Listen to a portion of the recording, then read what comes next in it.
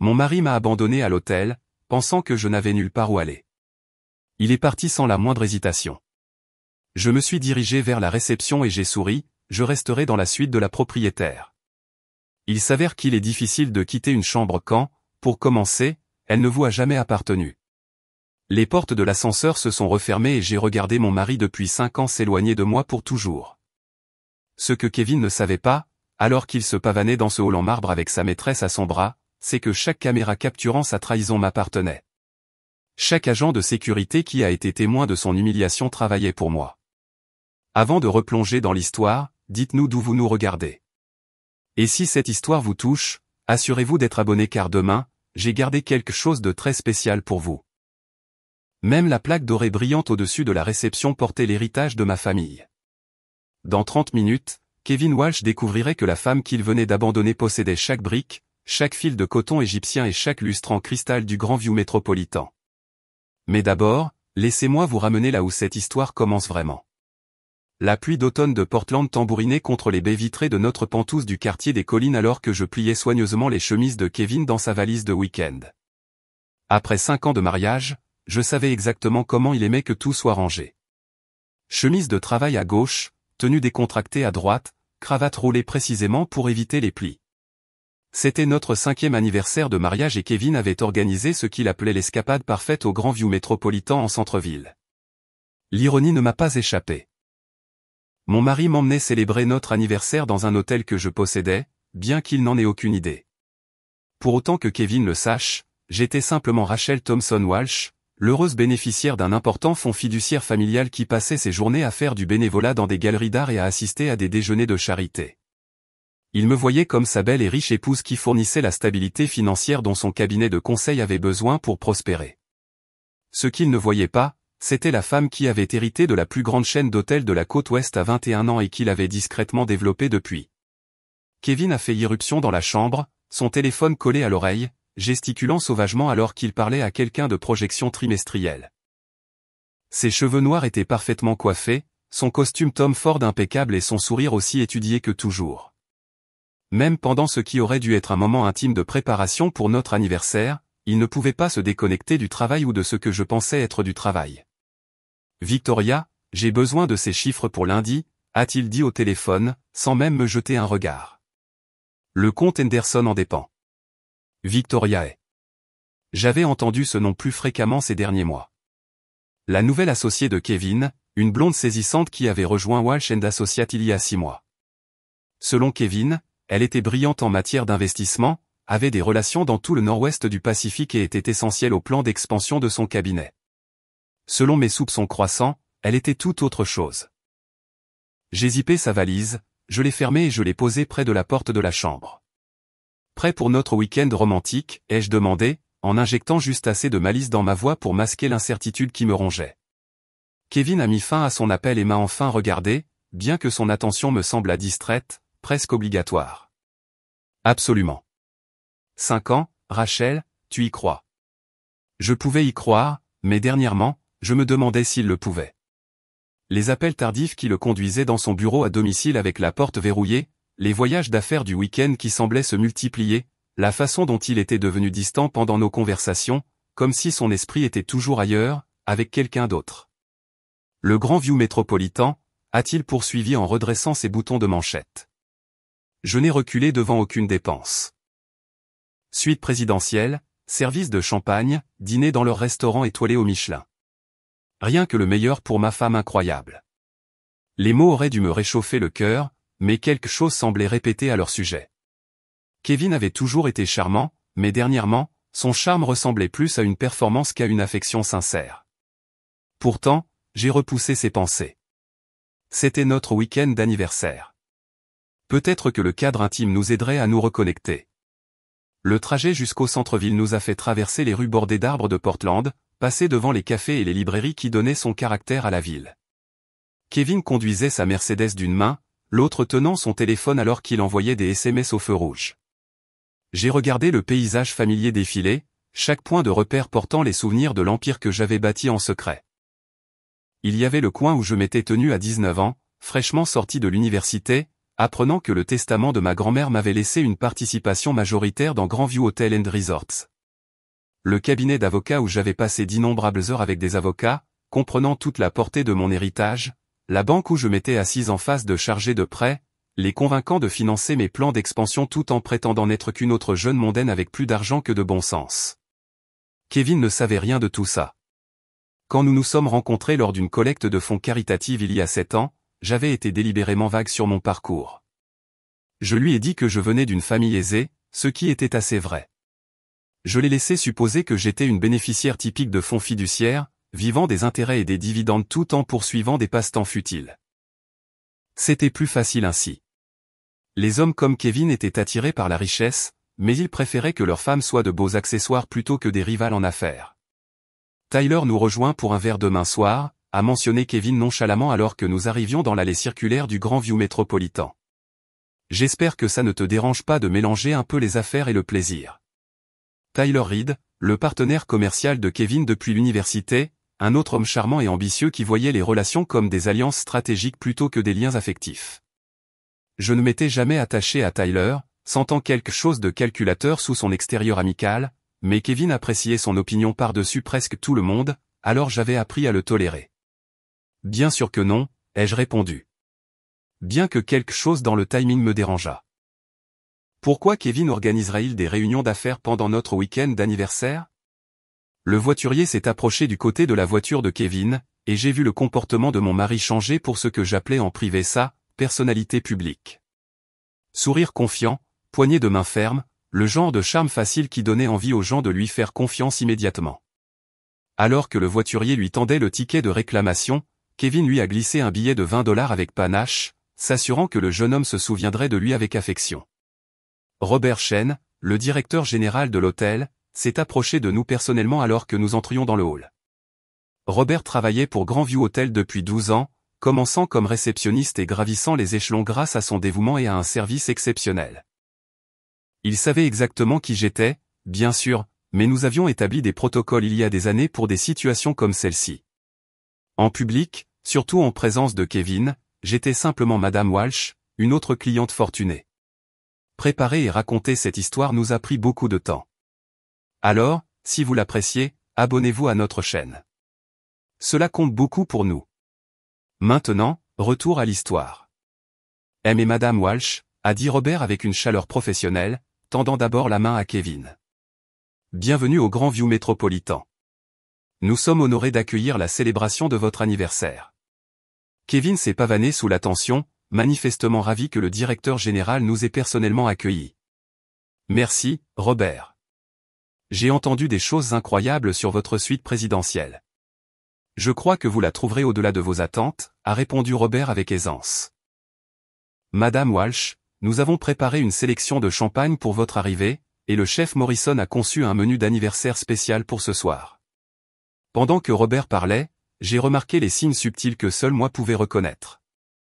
La façon dont il se positionnait pour me garder dans son champ de vision, le signal discret de la main qu'il a donné au personnel de la réception, l'agent de sécurité près de l'ascenseur qui a hoché la tête presque imperceptiblement dans ma direction. Mon personnel reconnaissait ma présence tout en maintenant l'illusion soigneusement construite que j'étais simplement une autre cliente. La suite présidentielle occupait tout le dernier étage de l'hôtel, offrant une vue panoramique sur la ligne d'horizon de Portland et le fleuve Columbia au-delà. Kevin a visité l'espace comme s'il en était le propriétaire, commentant le marbre italien, les œuvres d'art choisies à la main et la bouteille de Dom Pérignon refroidissant dans un seau en argent. Ce qu'il ne savait pas, c'est que j'avais personnellement supervisé chaque détail de la rénovation de cette suite il y a 2 ans, des meubles sur mesure aux robinetteries en or 24 carats dans la salle de bain. C'est incroyable, a dit Kevin en m'enlaçant alors que nous nous tenions sur le balcon privé surplombant la ville. 5 ans, Rachel. À 5 autres. Il m'a embrassé alors, et pendant un instant, je me suis permis de croire que mes soupçons étaient infondés. C'était l'homme dont j'étais tombée amoureuse à ce gala de charité. Ambitieux, oui, mais aussi passionné par la construction de quelque chose de significatif. Nous avions parlé pendant des heures cette première nuit de nos rêves, de nos objectifs, de notre vision commune du succès.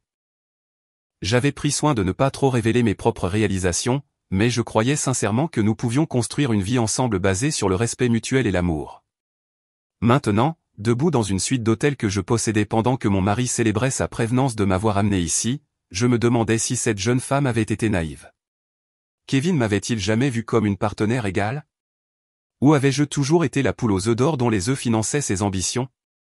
Préparons-nous pour le dîner, a suggéré Kevin en regardant sa Rolex. Notre réservation est dans 1 heure. Alors que Kevin prenait sa douche, je me suis tenu dans le salon de la suite, regardant les lumières de la ville commencer à scintiller dans l'obscurité du début de soirée. De cette hauteur, je pouvais voir 3 autres propriétés Grand View disséminées sur la ligne d'horizon de Portland. Des hôtels que je possédais, que je gérais et que j'avais personnellement transformés en hébergements les plus recherchés du nord-ouest du Pacifique. Des propriétés qui généraient des millions de revenus annuels, employant des centaines de personnes qui se tournaient vers moi pour leur leadership et leur vision. Pourtant, l'homme dans la pièce voisine, l'homme avec qui j'avais partagé mon lit et ma vie pendant 5 ans, ne me voyait que comme un accessoire décoratif à son propre succès. Mon téléphone a vibré avec un texto de Lisa Martinez, ma meilleure amie depuis l'université et l'une des rares personnes qui connaissait toute mon histoire. Comment se passe le week-end d'anniversaire? Tu ne lui as toujours pas dit la vérité? J'ai regardé le message un long moment avant de répondre. Pas encore. Peut-être ce week-end. Mais même en envoyant la réponse, je me demandais si je trouverais un jour le courage de révéler qui j'étais vraiment. Kevin était tombé amoureux de son idée de moi, pas de la vraie moi. Comment réagirait-il s'il découvrait que sa femme était en fait sa supérieure professionnelle, que la femme qu'il voyait comme financièrement dépendante était en fait l'une des entrepreneurs les plus prospères de la région? Kevin est sorti de la salle de bain, l'air dévastateur dans son costume anthracite et sa cravate bordeaux. Quels que soient mes doutes sur notre relation, on ne pouvait nier son attrait physique. À 35 ans, il conservait la carrure athlétique qui avait attiré mon attention au début, et sa confiance était indéniablement attrayante. « Tu es magnifique », a-t-il dit en admirant ma robe de cocktail noire et mes boucles d'oreilles en diamant. Les boucles d'oreilles avaient appartenu à ma grand-mère, transmises avec son empire commercial, mais Kevin avait toujours supposé qu'elles n'étaient que de coûteux cadeaux de mon fonds fiduciaire familial. Le dîner à la Riverside Terrace était tout ce que Kevin avait promis. Le chef Morrison s'était surpassé avec un menu dégustation de 7 plats accompagné de vin des meilleurs vignobles de l'Oregon.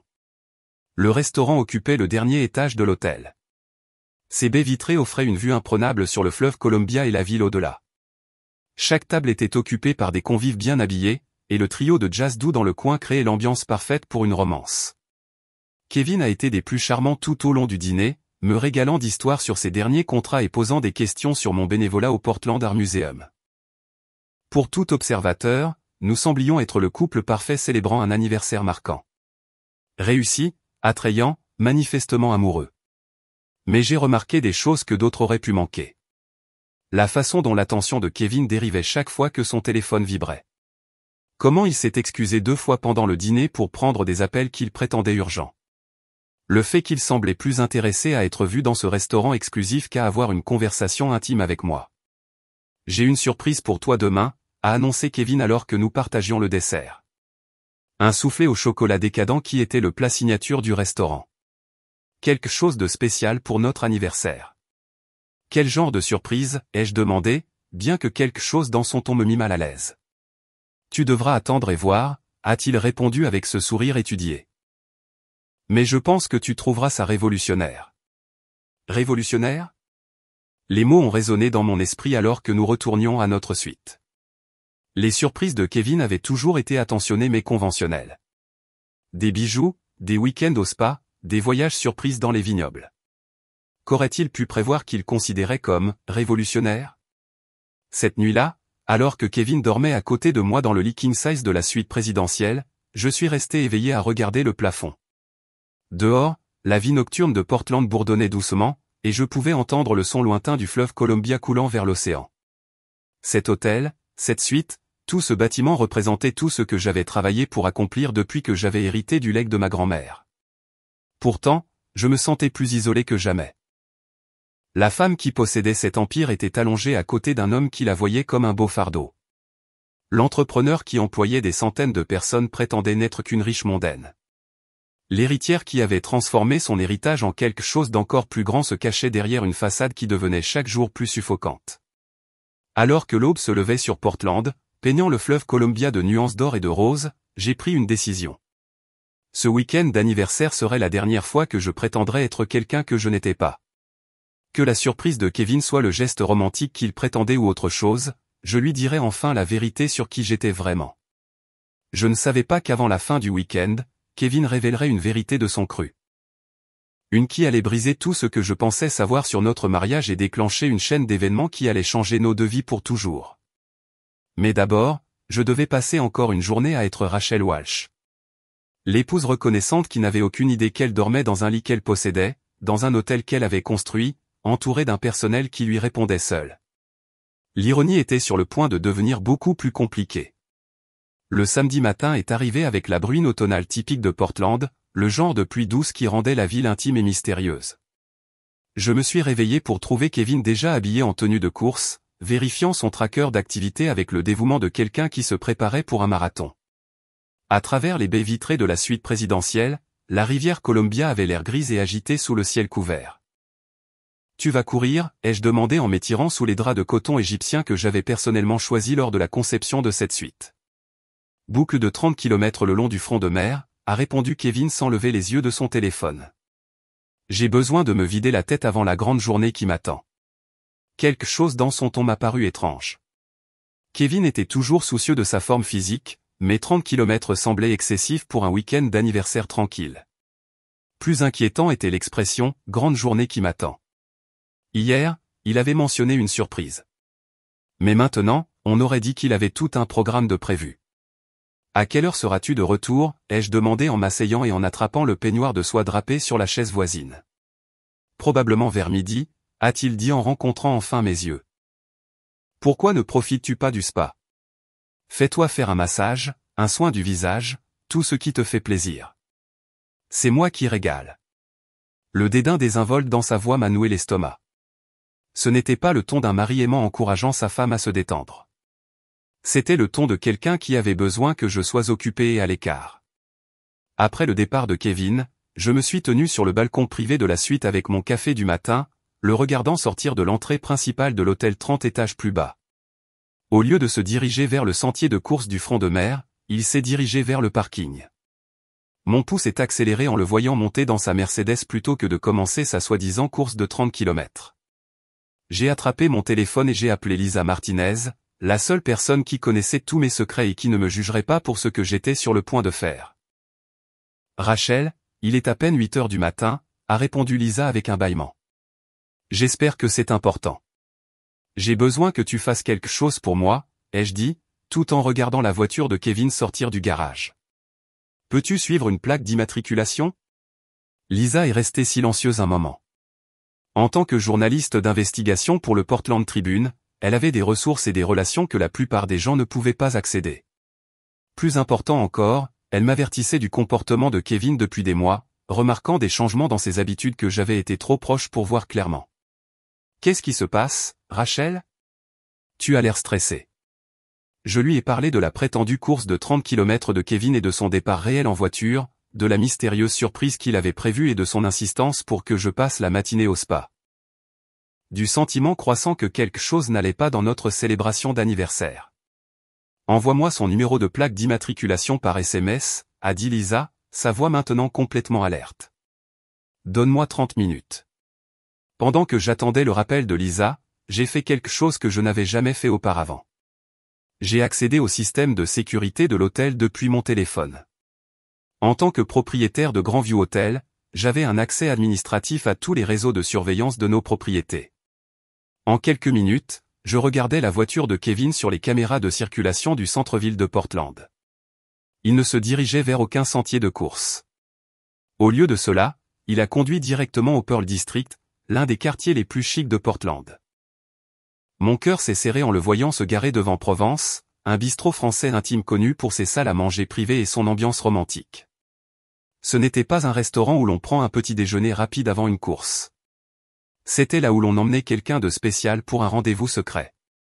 Mon téléphone a sonné exactement 30 minutes plus tard. « Rachel, tu dois t'asseoir » a dit Lisa sans préambule. Je suis resté debout sur le balcon, agrippant la balustrade alors qu'elle continuait. La voiture de Kevin est enregistrée au nom de Walsh & Associates, mais l'assurance est payée par une société appelée Cascade Investment. J'ai fait quelques recherches sur Cascade et elle appartient à une certaine Victoriae. Le nom m'a frappé comme un coup. Victoriae, la prétendue associée de Kevin, la brillante conseillère en investissement qui avait rejoint son cabinet il y a 6 mois. La femme dont j'entendais le nom de plus en plus fréquemment dans ses conversations téléphoniques. Il y a plus, a poursuivi Lisa. Victoriae a acheté un condominium dans le Pearl District il y a 3 mois. Unité Pentouse payée en espèces, 1,7 million de dollars. Je t'envoie l'adresse maintenant. L'adresse qui est apparue sur mon téléphone était à 2 rue de Provence, le restaurant où Kevin venait d'arriver. La coïncidence était trop importante pour être ignorée. Lisa, j'ai besoin que tu viennes au centre-ville, ai-je dit, ma voix plus stable que je ne le sentais. Apporte ton matériel photo. Je pense que je suis sur le point de découvrir exactement quelle est la surprise d'anniversaire de Kevin. Je serai là dans 20 minutes, a-t-elle répondu. Rachel, quoi que tu trouves aujourd'hui, souviens-toi que tu es plus forte que tu ne le penses, et que tu es certainement plus forte que ce que Kevin mérite. Après que Lisa ait raccroché, je me suis assise dans le salon, regardant mon reflet dans l'écran sombre de la télévision. La femme qui me regardait avait l'air calme et posée, mais à l'intérieur, mon esprit parcourait les possibilités, chacune pire que la précédente. J'avais bâti un empire en faisant confiance à mon instinct et en suivant les preuves jusqu'à leur conclusion logique. En affaires, je n'ai jamais pris de décision basée sur des émotions ou des vœux pieux. J'ai rassemblé des faits, analysé des données et agi sur la réalité plutôt que sur l'espoir. Pourtant, dans ma vie personnelle, j'avais ignoré les signaux d'alarme depuis des mois, choisissant de croire aux explications de Kevin plutôt que de faire confiance à ce que mon intuition me disait. L'ironie ne m'a pas échappé. Me voilà assise dans un hôtel que je possédais, me préparant à enquêter pour savoir si mon mari me trahissait avec une autre femme. J'avais les ressources pour découvrir la vérité en quelques heures, et pourtant, j'avais vécu dans un aveuglement volontaire depuis je ne sais combien de temps. Lisa est arrivée à l'hôtel vêtue d'un jean foncé, d'une veste noire et d'un sac photo en bandoulière. Son expression était sombre en entrant dans la suite présidentielle, observant le luxe qui nous entourait. Chaque fois que je vois comment tu vis, je me souviens pourquoi tu aurais dû larguer Kevin il y a des années, a-t-elle dit sans embâche. Un homme qui n'apprécie pas d'avoir une femme qui possède la moitié du centre-ville de Portland ne mérite pas cette femme. Il ne sait pas que je possède quoi que ce soit, lui ai-je rappelé. Pour Kevin, je ne suis qu'une héritière qui passe ses journées à faire du shopping et du bénévolat. C'est exactement le problème, a répondu Lisa en installant son téléobjectif près de la fenêtre. Tu caches qui tu es vraiment depuis si longtemps que tu as oublié ta propre valeur. Depuis le balcon, nous avions une vue dégagée sur le Pearl District. En utilisant le matériel photo professionnel de Lisa, nous pouvions voir l'entrée de Provence et la plupart de la rue environnante. Ce que nous avons découvert au cours de l'heure suivante a confirmé mes pires craintes et a révélé des profondeurs de tromperie que je n'avais pas imaginées. Kevin n'était pas seul au restaurant. À travers le téléobjectif, nous l'avons vu embrasser une superbe femme blonde devant l'entrée de Provence. Elle était grande, élégante et portait des vêtements de créateur qui criaient le succès et la sophistication. Même à 30 étages de distance, son langage corporel parlait d'intimité et de familiarité. Ce n'était pas une réunion d'affaires entre collègues. C'était un rendez-vous romantique entre amants. C'est Victoriae, ai-je dit, la reconnaissant sur la photo de profil du site web de la société de Kevin. Son associé. Associé ? Mon œil, a marmonné Lisa, prenant des photos alors que Kevin et Victoria entraient main dans la main dans le restaurant. Regarde comme ils sont à l'aise ensemble. Ce n'est pas nouveau, Rachel. Ils font ça depuis un moment. Lisa avait raison. La posture de Kevin autour de Victoria était complètement différente de celle qu'il avait avec moi dernièrement. Avec elle, il paraissait détendu, animé, vraiment engagé. Le contraste avec son comportement distrait, presque obligatoire, lors de notre dîner d'anniversaire était frappant et douloureux. Il y a autre chose, a dit Lisa, baissant son appareil photo pour me regarder directement. J'ai fait plus de recherches sur Victoria et ce matin. Elle n'est pas une simple conseillère en investissement. C'est la fille de Marcus A., qui possède et Développement Group, le plus grand concurrent de vos hôtels Grandview dans le nord-ouest du Pacifique. La révélation m'a frappé comme de l'eau glacée. Marcus a essayé d'acquérir les propriétés Grandview depuis des années, faisant des offres de plus en plus agressives que j'avais systématiquement refusées. Sa société de développement se spécialisait dans la conversion d'hôtels historiques en condominiums de luxe, détruisant le caractère et le patrimoine qui rendaient des propriétés comme la mienne spéciales. Tu penses que Victoria utilise Kevin pour obtenir des informations sur mes hôtels? Ai-je demandé, bien que même en prononçant ces mots, je savais qu'ils étaient vrais. Je pense que Victoria utilise Kevin. Point. A répondu Lisa. La question est de savoir si Kevin sait qu'il est utilisé ou s'il participe activement à leur complot. Nous avons passé les 2 heures suivantes à tout documenter. Lisa a photographié Kevin et Victoria quittant le restaurant ensemble, leur intimité évidente capturée dans des détails dévastateurs. Nous les avons suivis à travers le téléobjectif alors qu'ils marchaient vers l'immeuble du Penthouse de Victoria, nous les avons vus entrer ensemble et avons confirmé que Kevin n'avait aucune intention de retourner à l'hôtel de sitôt. À midi, Kevin m'a envoyé un texto. La course a duré plus longtemps que prévu. Je déjeune avec Tyler pour discuter affaires. De retour à 15 heures pour notre surprise. Le mensonge désinvolte m'a fait l'effet d'une gifle. Il ne me trompait pas seulement. Il insultait mon intelligence avec ses explications fictives. « Que veux-tu faire ?» a demandé Lisa en rangeant son matériel photo. J'ai regardé autour de la suite présidentielle le luxe que Kevin pensait avoir fourni pour notre célébration d'anniversaire. Chaque détail de cette pièce reflétait mon goût, mon sens des affaires, mon succès. L'art sur les murs avait été choisi par moi. La vue de ces fenêtres montrait une ville où j'avais construit quelque chose de significatif et de durable. Le champagne refroidissant dans le seau en argent portait l'étiquette d'un vignoble que j'avais découvert et soutenu alors qu'il n'était qu'à ses débuts. Je veux tout savoir, ai-je dit. Depuis combien de temps ça dure, ce que Victoria veut vraiment, et exactement quel genre de surprise Kevin a prévu pour cet après-midi. Lisa a passé plusieurs appels téléphoniques pendant que j'utilisais mon accès au système de sécurité de l'hôtel et aux bases de données commerciales. En 1 heure, nous avions assemblé une chronologie qui dressait un tableau clair de la trahison et de la tromperie. Victoria avait en effet rejoint Walsh & Associates il y a 6 mois, mais pas en tant que simple employée. Selon les documents de constitution que Lisa a découverts, elle était en fait une partenaire à 50% dans l'entreprise. Kevin avait restructuré son entreprise, donnant à Victoria une participation égale en échange de ce qui semblait être un investissement financier substantiel. Plus accablant encore, la découverte d'échanges de mails entre Kevin et Victoria que Lisa a trouvé grâce à ses contacts d'investigation. Les messages, datant de 8 mois, révélaient à la fois une liaison passionnée et une stratégie commerciale calculée. Victoria avait fourni à Kevin des informations sur des opportunités d'acquisition d'hôtels, l'encourageant à poursuivre des accords qui bénéficieraient en fin de compte à Développement Group. Le plus choquant de tous était un fil de mail datant de 2 semaines discutant de leur projet de Portland. Les messages étaient cryptiques, mais les implications étaient claires. Kevin et Victoria prévoyaient quelque chose qui se passerait pendant notre week-end d'anniversaire, quelque chose qu'ils appelaient la phase finale. « Rachel, regarde ça », a dit Lisa, me montrant l'écran de son ordinateur portable. Victoria a acheté des billets d'avion hier. 2 sièges en première classe pour les îles Caïmans, départ demain matin. Mes mains tremblaient en faisant défiler les preuves que Lisa avait rassemblées.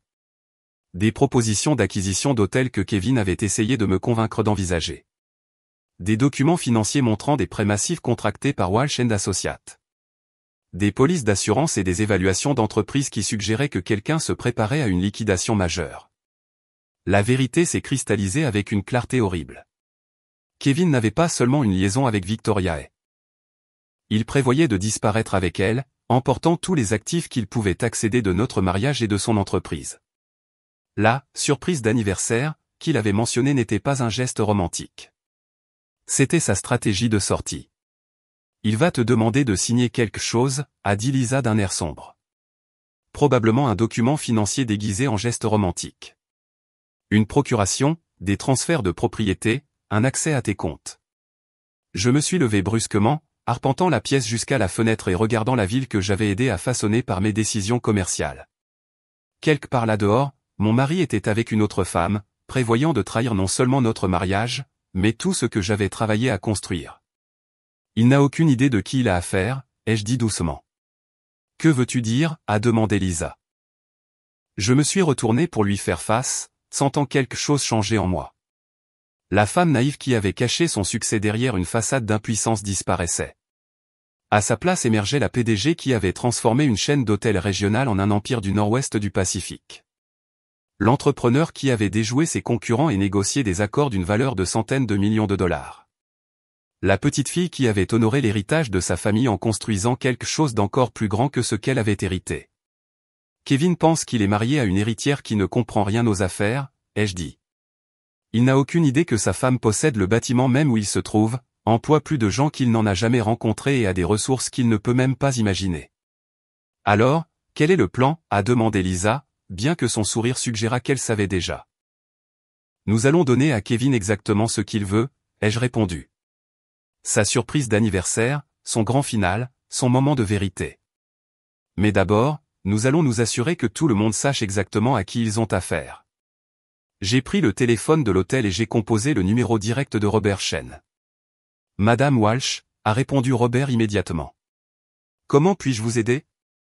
Robert, cela va vous paraître inhabituel, mais j'ai besoin que vous vous prépariez pour des invités cet après-midi. Plus précisément, j'ai besoin que vous arrangiez la présence de certaines personnes dans le hall à 15 heures. Bien sûr, madame. Quel type de rassemblement dois-je préparer? J'ai regardé Lisa, qui souriait en réalisant ce que je prévoyais. Le genre où tout le monde apprend enfin la vérité, ai-je dit. Au cours des 2 heures suivantes, Lisa et moi avons orchestré ce qui allait devenir l'après-midi le plus dramatique de la vie de Kevin. Pendant qu'il était avec Victoria, planifiant la tromperie qu'ils avaient en tête, j'assemblais les pièces de sa destruction complète. Des appels téléphoniques ont été passés à Marcus Johnson, le détective privé que je gardais sous contrat pour les affaires d'entreprises sensibles. Des emails ont été envoyés à Patricia Williams, mon avocate personnelle, demandant sa présence immédiate à l'hôtel. Amanda Thompson, ma sœur et le seul membre de la famille qui connaissait toute l'étendue de mon empire commercial, a été contactée et invitée à prendre l'avion depuis Seattle. Plus important encore, j'ai contacté Marcus et lui-même, le père de Victoria, et l'homme qui essayait d'acquérir mes hôtels depuis des années. La conversation a été brève mais éclairante. Monsieur est, ici Rachel Thompson Walsh. Je crois que votre fille a fait des affaires avec mon mari. Il y a eu une longue pause avant que Marcus ne réponde. Madame Walsh, je pense que nous devons parler. En effet. Cet après-midi à 15 heures, hôtel Grandview Métropolitan, suite présidentielle. Je crois que vous trouverez la conversation très instructive. Au moment où Kevin retournerait à l'hôtel, la scène serait prête pour la révélation la plus épique de sa vie. La femme qu'il pensait être sur le point de tromper se révélerait plutôt comme l'architecte de sa chute complète.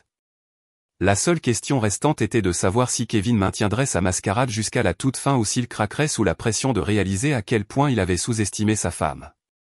À exactement 14h45, la carte clé de Kevin a cliqué dans la porte de la suite présidentielle. J'étais assise dans le salon principal de la suite, vêtue d'une robe de couleur crème que j'avais choisie spécifiquement parce qu'elle projetait à la fois l'élégance et l'autorité. Mes cheveux étaient coiffés en un chignon élégant, et je portais le collier de diamants qui avait appartenu à ma grand-mère, ainsi que l'empire hôtelier qu'elle m'avait laissé. Chaque détail de mon apparence était calculé pour transmettre la femme que j'étais vraiment, pas la façade que j'avais maintenue pendant 5 ans. Kevin est entré avec la démarche assurée d'un homme qui croyait être sur le point d'exécuter le plan parfait. Ses vêtements de course avaient été remplacés par un costume anthracite coûteux, et il portait un portefeuille en cuir qui contenait sans aucun doute les documents qu'il avait l'intention d'utiliser dans sa tromperie. Son sourire était étudié et chaleureux, la même expression qu'il avait perfectionnée pour conclure des affaires.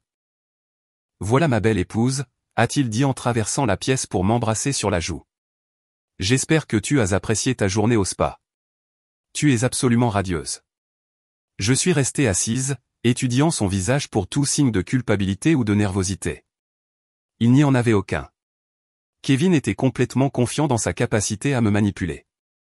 Si sûr de sa conviction que j'étais une héritière naïve qu'il ne pouvait concevoir aucun scénario où son plan pourrait échouer. J'ai passé une excellente matinée, ai-je répondu avec aisance. Très instructive, en fait. J'ai beaucoup appris sur les opportunités commerciales à Portland. L'expression de Kevin a vacillé presque imperceptiblement, mais il s'est rapidement repris. Des opportunités commerciales? C'est un peu en dehors de tes cordes habituelles, n'est-ce pas, chérie? La condescendance dans sa voix était subtile, mais indubitable. Kevin m'avait toujours parlé comme si j'étais une femme intelligente mais finalement futile, dont les intérêts ne s'étendaient pas au-delà des événements caritatifs et du shopping. Pendant 5 ans, je l'avais laissé entretenir cette illusion.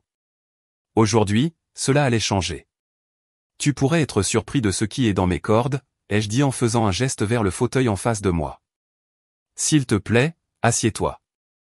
Je crois que tu as mentionné une surprise pour notre anniversaire. Kevin s'est installé dans le fauteuil, ouvrant son portefeuille en cuir avec une touche théâtrale. C'est exact, Rachel. Ces 5 années ont été incroyables, mais je pense qu'il est temps de faire passer notre relation au niveau supérieur. Il a retiré une pile de documents de son portefeuille, les étalant sur la table basse entre nous. Même à l'envers, je pouvais voir des en-têtes officielles, des lignes de signature et une terminologie juridique. Quoi que Kevin s'apprête à proposer, cela impliquait des documents formels qui lui donneraient sans aucun doute accès aux actifs qu'il croyait que je contrôlais. J'ai travaillé avec de brillants conseillers financiers, a poursuivi Kevin, sa voix prenant le ton persuasif qu'il utilisait avec les clients. Ils ont identifié des opportunités d'investissement incroyables qui pourraient assurer notre avenir pour des générations. Tout ce dont j'ai besoin, c'est ta signature sur quelques documents pour lancer le processus. Je me suis penché pour examiner les papiers de plus près, bien que je sache déjà ce que j'y trouverai. Des documents de procuration qui donneraient à Kevin un contrôle total sur mon prétendu fonds fiduciaire. Des accords d'investissement qui transféreraient mes actifs sur des comptes auxquels il pourrait accéder. Des formulaires juridiques qui remettraient essentiellement tout ce que je possédais à l'homme qui prévoyait de m'abandonner pour une autre femme. Ils ont l'air très complets, ai-je observé en prenant le document du dessus. Planification financière conjointe, gestion d'actifs consolidés, stratégie d'investissement unifiée. Quelqu'un y a beaucoup réfléchi. La confiance de Kevin a grandi alors qu'il interprétait ma réaction calme comme une conformité. Victoria, ma partenaire commerciale, a conçu tout le portefeuille. Elle est brillante avec les structures financières complexes. Cet arrangement maximisera notre potentiel de gain tout en minimisant la responsabilité fiscale. Voilà. Le nom de Victoria, mentionné nonchalamment comme si elle n'était qu'une collègue professionnelle plutôt que la femme que Kevin avait embrassée devant un restaurant romantique quelques heures plus tôt. La facilité avec laquelle il me mentait en face était presque impressionnante dans son audace. Victoria ai-je répété pensivement. J'aimerais la rencontrer un jour. Elle a l'air d'être exactement le genre de femme qui sait ce qu'elle veut et qui n'a pas peur de le prendre. Quelque chose dans mon ton a dû alerter Kevin car son sourire étudié a légèrement vacillé. Pour la première fois depuis son entrée dans la suite, il m'a regardé avec une réelle attention plutôt qu'avec une confiance dédaigneuse. Avant qu'il ne puisse répondre, on a frappé à la porte de la suite. Kevin a jeté un coup d'œil vers le bruit avec confusion. « Tu attendais quelqu'un » a-t-il demandé. « En fait, oui » ai-je répondu en me levant. J'ai pris la liberté d'inviter quelques personnes à se joindre à notre célébration d'anniversaire. Je pensais qu'il était temps que tu rencontres des personnes qui ont été importantes dans ma vie. J'ai ouvert la porte pour révéler Robert Chen, le directeur général de l'hôtel, accompagné de Patricia Williams, mon avocate. Derrière eux se tenait Marcus Johnson, le détective privé dont j'avais retenu les services pour des affaires sensibles, et Amanda Thompson, ma sœur, qui était arrivée de Seattle en avion en 2 heures. Kevin a regardé le groupe avec une alarme croissante. Ce n'était pas dans son script. Sa surprise d'anniversaire soigneusement orchestrée était déraillée par des variables qu'il ne pouvait ni contrôler ni comprendre. « Kevin » ai-je dit, ma voix prenant une autorité qu'il n'avait jamais entendue auparavant. « J'aimerais que tu rencontres quelques personnes. Voici Patricia Williams, mon avocate personnelle.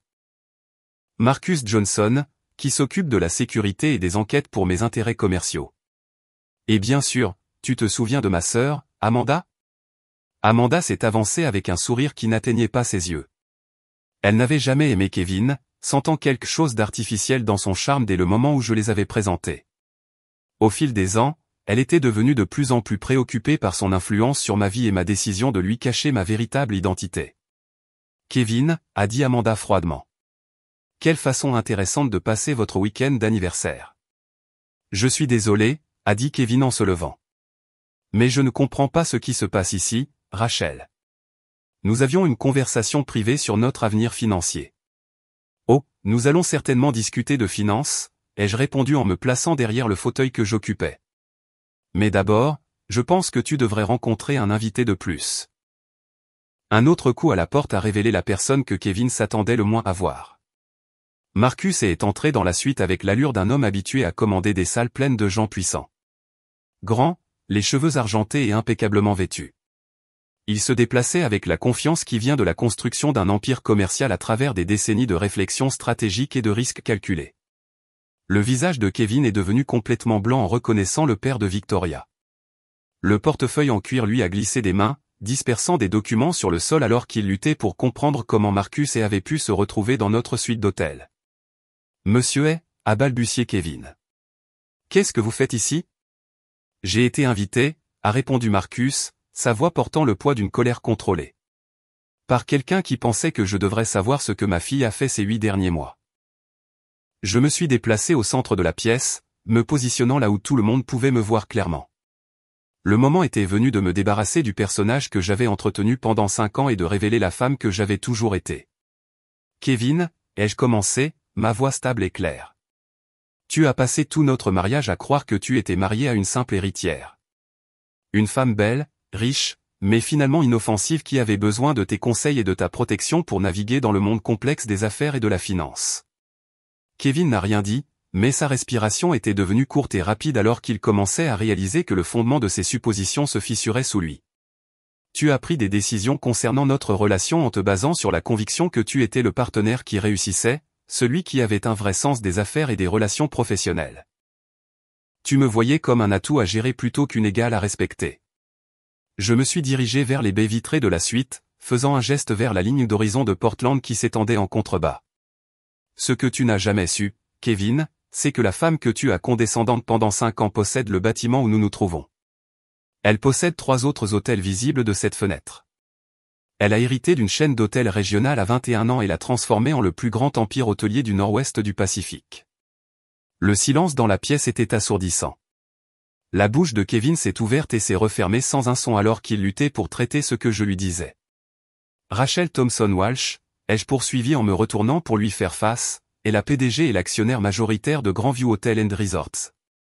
Elle emploie plus de 2000 personnes dans 15 établissements. Elle siège au conseil d'administration de 3 grandes sociétés et a été nommée entrepreneur de l'année du Nord-Ouest du Pacifique 2 fois au cours de la dernière décennie.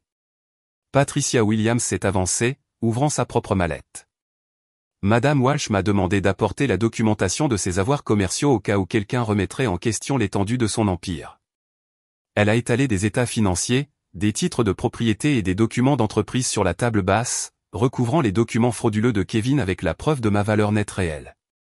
Les chiffres étaient stupéfiants, même pour ceux qui connaissaient mon succès. Des propriétés hôtelières d'une valeur de centaines de millions de dollars. Des portefeuilles d'investissement qui généraient plus de revenus en un mois que le cabinet de Kevin n'en gagnait en un an. Des actifs qui éclipsaient tout ce que Kevin avait jamais imaginé. C'est impossible, a murmuré Kevin en se rasseyant sur sa chaise. Tu fais du bénévolat dans des musées d'art. Tu passes tes journées à faire du shopping et à déjeuner avec des amis. Tu ne connais rien aux affaires. Je connais assez bien les affaires pour reconnaître l'espionnage industriel quand je le vois, ai-je répondu. Marcus, veux-tu bien nous dire ce que tu as découvert sur les activités de ta fille? Marcus a regardé Kevin avec un mépris non dissimulé. Ma fille Victoria a fourni des informations sur les hôtels Grandview au cabinet de Kevin pendant 8 mois. Évaluation de propriété, plan de rénovation, taux d'occupation, stratégie d'expansion, tout ce qu'elle pouvait recueillir grâce à sa relation avec lui. Le visage de Kevin a traversé plusieurs émotions alors que toute l'étendue de sa situation devenait claire. Il avait été utilisé par Victoria tout comme il avait prévu de m'utiliser. La femme qu'il pensait manipuler l'avait manipulé tout du long. Mais le partenariat commercial, a dit Kevin faiblement, elle a investi dans mon cabinet. Nous sommes des partenaires égaux. En fait, a poursuivi Marcus, Victoria a acheté 50% de Walsh & Associates en utilisant l'argent que j'ai fourni spécifiquement pour accéder à des informations sur les propriétés Grandview. Chaque dollar qu'elle a investi provenait de Development Group, faisant de votre cabinet une filiale involontaire de ma société. Amanda s'est avancée, son expression féroce de colère protectrice. Pendant que tu prévoyais de voler ma sœur, tu aidais en fait notre plus grand concurrent à recueillir des renseignements à utiliser contre son entreprise. Les documents que Kevin avait l'intention d'utiliser pour son vol ont soudainement pris tout leur sens. Victoria n'avait pas conçu un portefeuille pour voler mon argent. Elle avait créé un piège pour obtenir un accès légal aux informations commerciales les plus sensibles de Grandview. Kevin n'était pas le cerveau d'une escroquerie élaborée. Il était un complice involontaire d'espionnage industriel. La liaison n'était qu'un bonus, ai-je dit, m'approchant de l'endroit où Kevin était assis dans un silence stupéfait. Victoria avait besoin de quelqu'un ayant accès à ma vie, quelqu'un qui pourrait observer mes routines et recueillir des informations sur mes activités commerciales. Tu étais la cible parfaite, Kevin. Assez avide pour être corrompu, assez égocentrique pour croire que tu avais le contrôle, et assez stupide pour ne jamais te demander pourquoi une femme comme Victoria s'intéresserait à un homme comme toi. La façade soigneusement construite de Kevin s'est finalement complètement fissurée. Tu ne peux pas me parler comme ça, a-t-il dit, sa voix montant de désespoir. Je suis ton mari. Nous sommes des partenaires. Quel que soit le jeu auquel tu joues, ça s'arrête maintenant. Le seul jeu qui s'arrête, c'est le tien, ai-je répondu. Marcus, as-tu apporté ce que j'ai demandé? Marcus a mis la main dans sa veste et a retiré une épaisse enveloppe. Des photos de Kevin et Victoria ensemble ce matin. Des relevés bancaires montrant le mouvement des fonds de développement de Evia Walsh & Associates. Des échanges de mails entre Victoria et ses contacts aux îles Caïmans. Tout ce dont vous avez besoin pour prouver la fraude, le détournement de fonds et le complot. Kevin s'est précipité vers l'enveloppe, mais Marcus Johnson s'est interposé en douceur. La présence du détective privé était assez intimidante pour que Kevin reconsidère toute confrontation physique. Vous ne pouvez pas me faire ça, a dit Kevin, sa voix se brisant de panique. Je t'aime, Rachel. Tout ce que j'ai fait, c'était pour nous, pour notre avenir. Tout ce que tu as fait, c'était pour toi, ai-je corrigé. Tu m'as vu comme un moyen d'arriver à tes fins, tout comme Victoria t'a vu. La différence, c'est que Victoria est assez intelligente pour exécuter ses plans. Tu n'es qu'un idiot utile qui s'est fait prendre. Je me suis dirigé vers le téléphone et j'ai appelé la sécurité de l'hôtel. Robert, veuillez envoyer la sécurité à la suite présidentielle. Nous allons escorter Monsieur Walsh hors de la propriété et il ne reviendra pas, Rachel, s'il te plaît, a supplié Kevin, toute trace de son ancienne arrogance disparue. Nous pouvons arranger ça. Je mettrai fin à ma relation avec Victoria. Nous pouvons recommencer. Kevin, ai-je dit en le regardant avec quelque chose qui approchait de la pitié. Tu n'as jamais rien eu à terminer. Victoria t'utilisait. Je te soutenais. Tu n'as contribué à aucune des deux relations, sauf ton ego et ta cupidité. La sécurité de l'hôtel est arrivée en quelques minutes. Professionnelle et discrète, comme toujours lorsqu'elle gérait des situations sensibles. Kevin a tenté un dernier appel désespéré alors qu'il se préparait à l'escorter hors de la suite. Tu le regretteras, Rachel. Sans moi, tu n'es rien. Tu as besoin de moi. Je l'ai regardé, debout là dans son costume cher, entouré d'agents de sécurité dans l'hôtel que je possédais, croyant toujours qu'il avait une sorte de pouvoir sur moi. Kevin, ai-je dit doucement. J'ai bâti un empire pendant que tu pensais que je jouais à la poupée. J'ai déjoué des concurrents d'entreprise pendant que tu croyais que j'achetais des chaussures. J'ai protégé et fait fructifier un patrimoine générationnel pendant que tu prévoyais de voler de la petite monnaie. La seule chose dont j'avais besoin de toi, c'était une raison d'arrêter de prétendre être moins que ce que je suis. Alors que la sécurité escortait Kevin vers l'ascenseur, il s'est retourné une dernière fois. Et Victoria? Et le développement de haies? Victoria et son père sont sur le point de découvrir que l'espionnage industriel a des conséquences, ai-je répondu. Surtout quand on cible quelqu'un qui possède plus d'avocats que vous n'avez d'employés. Les portes de l'ascenseur se sont fermées sur le visage choqué de Kevin. Et soudain, la suite présidentielle a semblé plus légère, comme si un poids oppressant avait été retiré de l'air. Amanda a été la première à briser le silence. Je n'arrive pas à croire que tu aies maintenu cette mascarade pendant 5 ans. Comment as-tu pu supporter de prétendre être impuissante alors que tu es l'une des femmes les plus puissantes du nord-ouest du Pacifique? Je pensais que je protégeais ce que nous avions, ai-je admis. J'avais peur que si Kevin savait qui j'étais vraiment, il se sentirait menacé ou inadéquat. Au lieu de cela, en cachant ma force, je lui ai permis de me voir comme une victime. Patricia Williams a commencé à rassembler les documents éparpillés sur la table basse. Que voulez-vous que je fasse concernant la tentative de fraude de Monsieur Walsh? Nous avons assez de preuves pour engager des poursuites pénales. Je me suis de nouveau dirigé vers la fenêtre, regardant la ville où j'avais bâti mon héritage. Quelque part là dehors, Kevin appelait probablement Victoria, désespéré de sauver leur plan, ou du moins de s'échapper avec les actifs qu'il pouvait encore accéder. Il n'avait aucune idée que leur stratagème avait été exposé avant même de pouvoir être exécuté. Déposer une ordonnance restrictive pour éloigner Kevin de toutes les propriétés Grandview, ai-je dit. Geler tous les comptes associés à Walsh & Associates et préparer une poursuite civile pour tentative de fraude et complot. Et les accusations pénales, a demandé Marcus Johnson. J'ai examiné la question attentivement. Kevin avait essayé de me voler, mais sa tentative avait échoué si complètement que poursuivre des poursuites pénales semblait presque superflu. Plus important encore, j'avais des cibles plus importantes sur lesquelles me concentrer.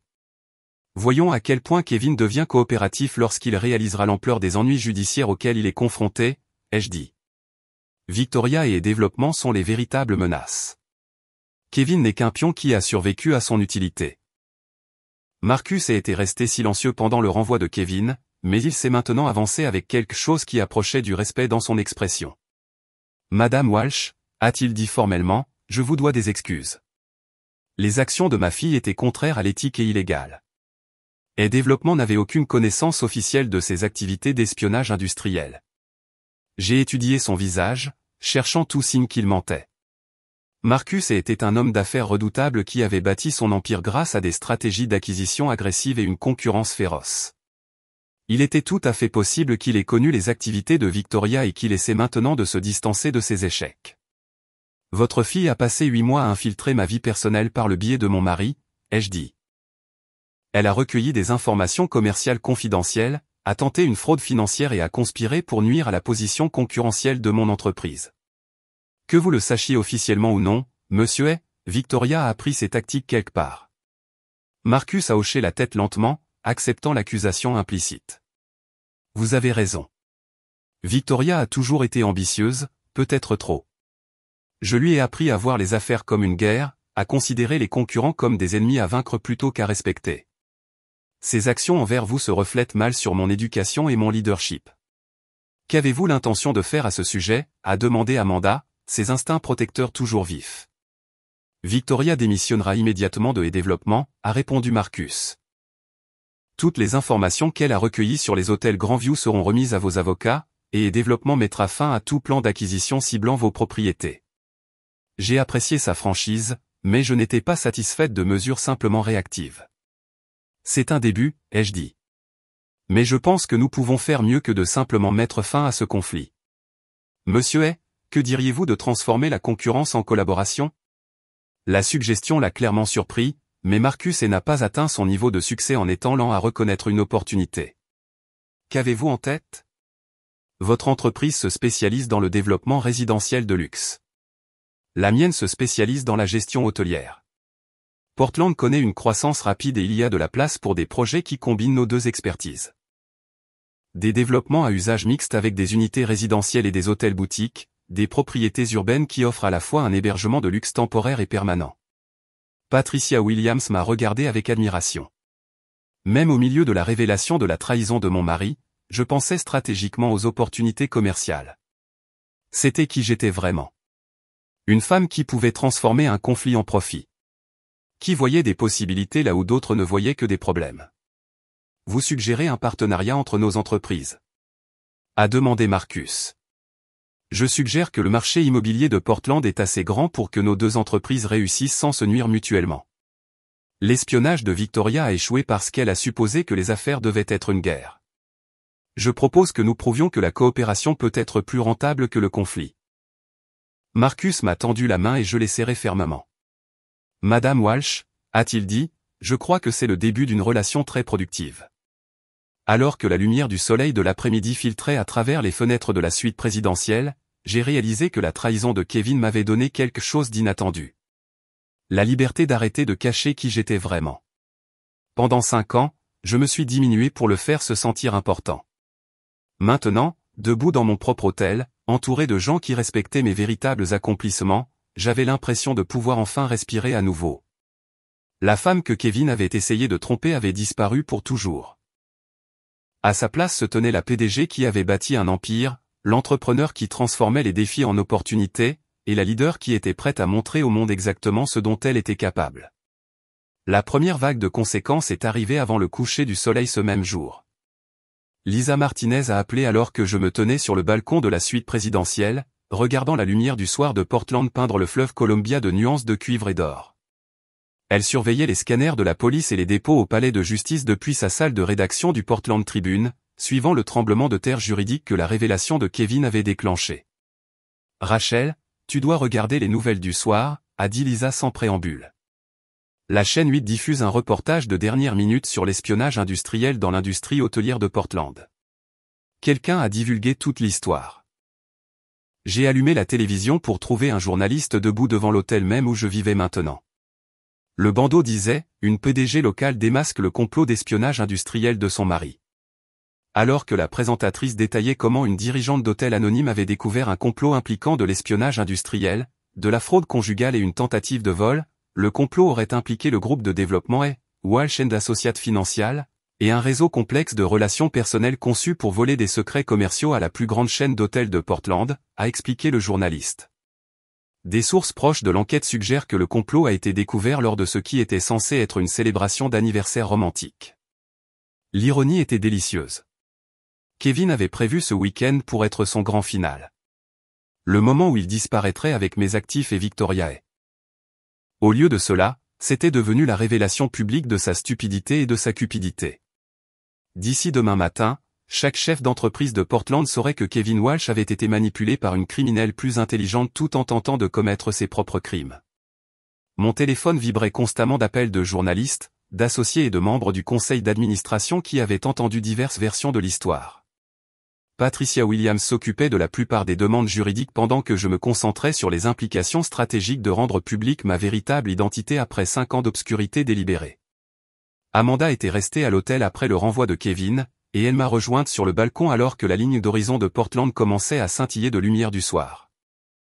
Ma sœur avait toujours été plus directe que moi, moins disposée à compromettre son moi authentique pour le confort des autres. « Comment te sens-tu » a-t-elle demandé, s'installant dans l'un des fauteuils en cuir du balcon. D'enfin pouvoir arrêter de prétendre que tu es quelqu'un d'autre. J'ai réfléchi à la question en regardant le trafic se déplacer dans les rues en contrebas. Pendant 5 ans, j'avais vécu un mensonge soigneusement construit, cachant mes accomplissements et atténuant mon intelligence pour éviter de menacer l'ego fragile de Kevin. Le soulagement de laisser tomber cette façade était presque écrasant. Libérateur, ai-je admis, et terrifiant. J'avais presque oublié ce que c'était d'être complètement honnête sur qui je suis. « Que vas-tu faire pour les affaires » a demandé Amanda.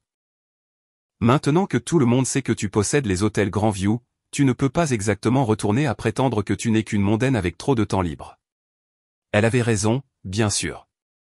La révélation de mon identité nécessiterait une restructuration complète de ma personnalité publique. Fini les réunions de conseil d'administration anonymes ou la prise de décision en coulisses. Fini de laisser les cadres masculins s'attribuer le mérite de mes stratégies ou innovations. La femme qui avait bâti un empire tout en prétendant être impuissante devrait maintenant assumer publiquement son succès. Au cours des heures suivantes, j'ai commencé à passer les appels qui allaient remodeler ma vie personnelle et professionnelle.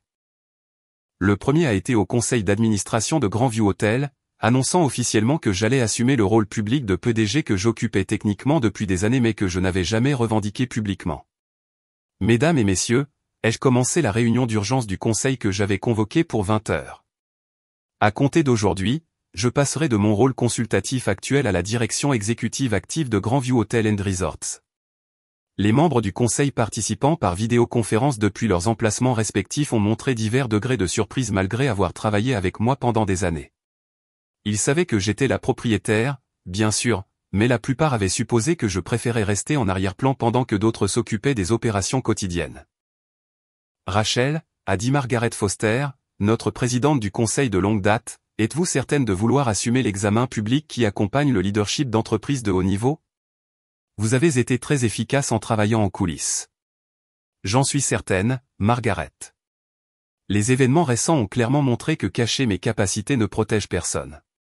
En fait, cela crée des vulnérabilités que nos concurrents ont tenté d'exploiter.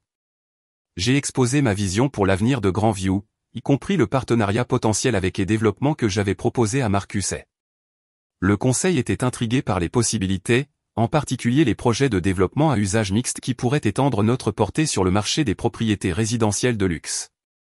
Il y a une autre question que nous devons aborder, ai-je poursuivi. Walsh & Associates Financial a fourni des services de conseil à plusieurs de nos propriétés. Compte tenu des récents développements, nous mettrons fin à cette relation immédiatement et mènerons un audit complet de tous les conseils ou recommandations qu'ils ont fournis. Les implications étaient importantes.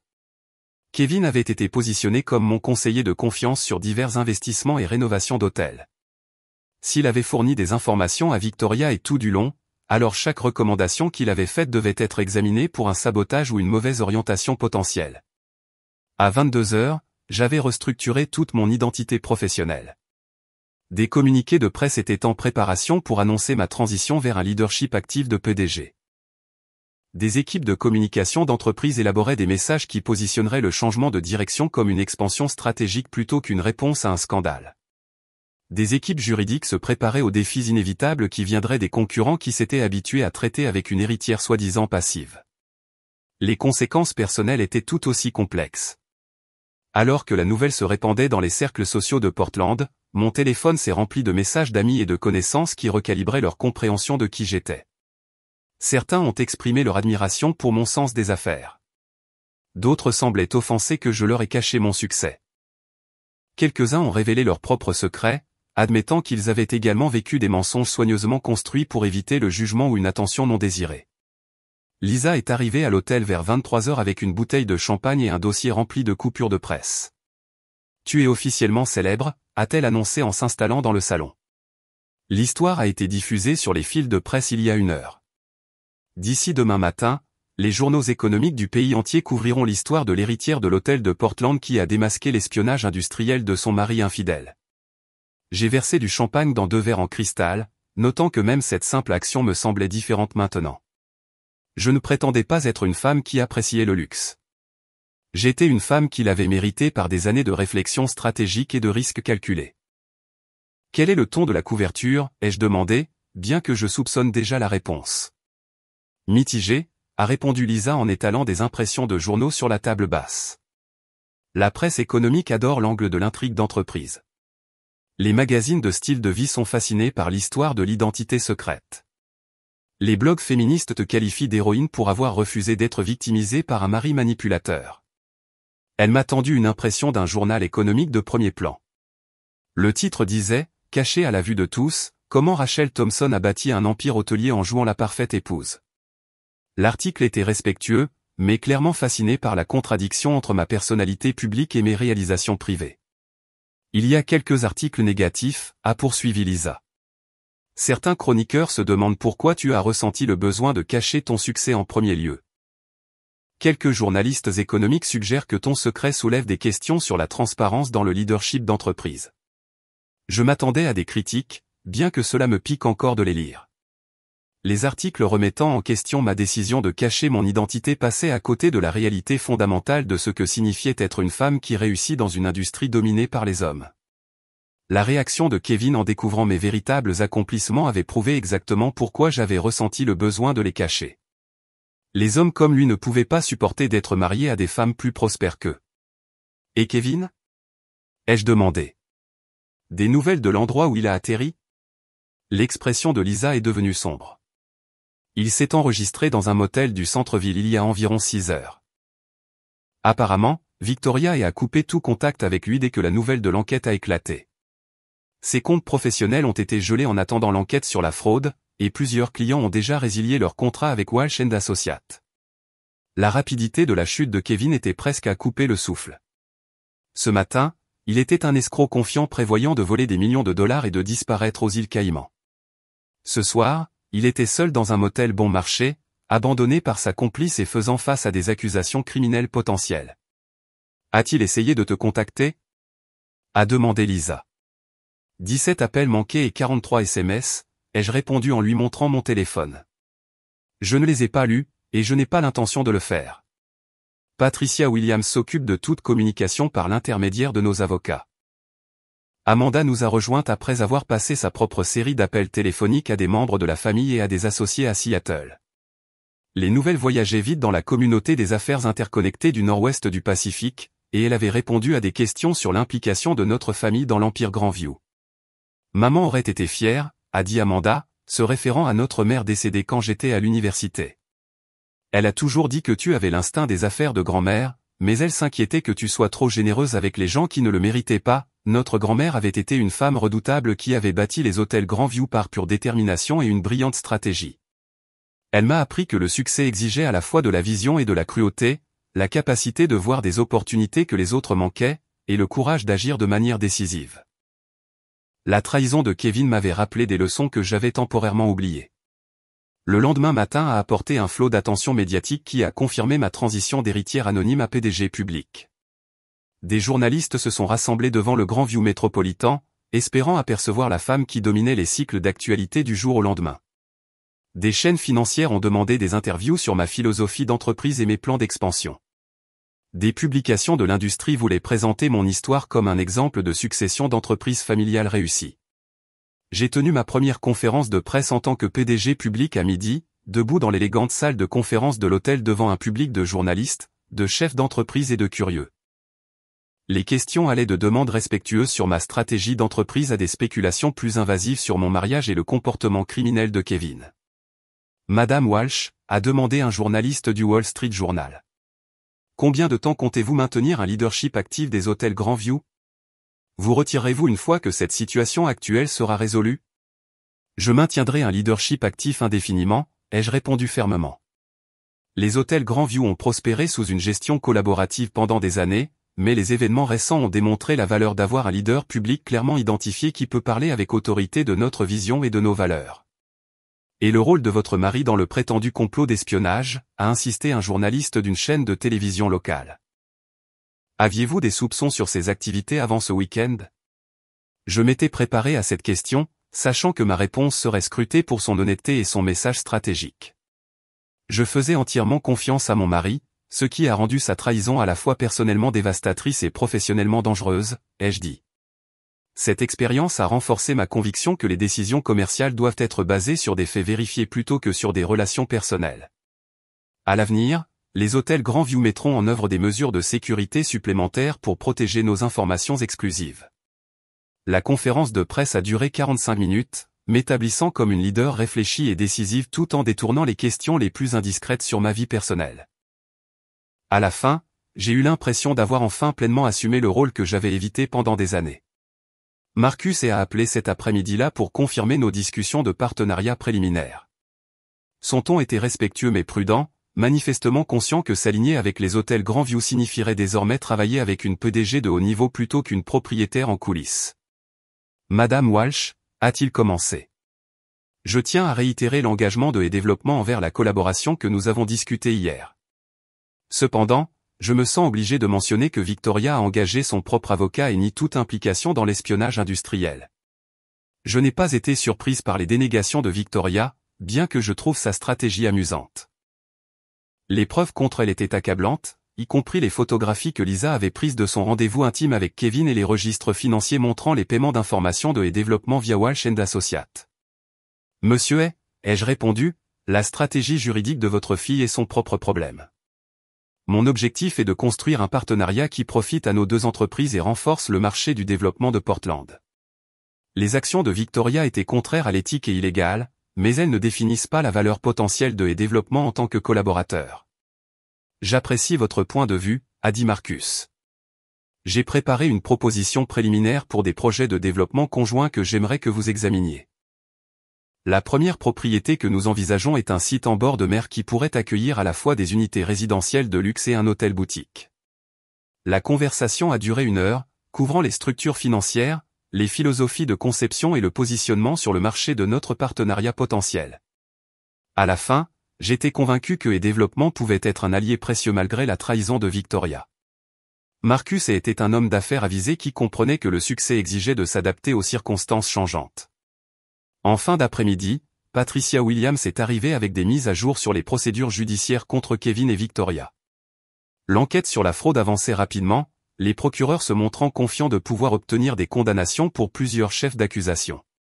L'avocat de Kevin a pris contact au sujet d'un accord de plaidoyer, a expliqué Patricia. Ils sont prêts à coopérer pleinement avec l'enquête en échange de charges réduites. Apparemment, Kevin est prêt à témoigner en détail contre Victoria. La nouvelle ne m'a pas surprise. Kevin avait toujours été plus suiveur que leader, plus facilement manipulé que manipulateur. Face à de graves conséquences juridiques, il essaierait naturellement de minimiser sa propre exposition en fournissant des preuves contre sa complice.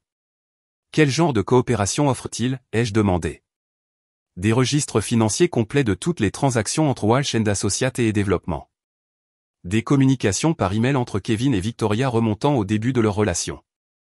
La documentation de toute information sur les hôtels Grandview que Victoria a spécifiquement demandé ou que Kevin a fourni.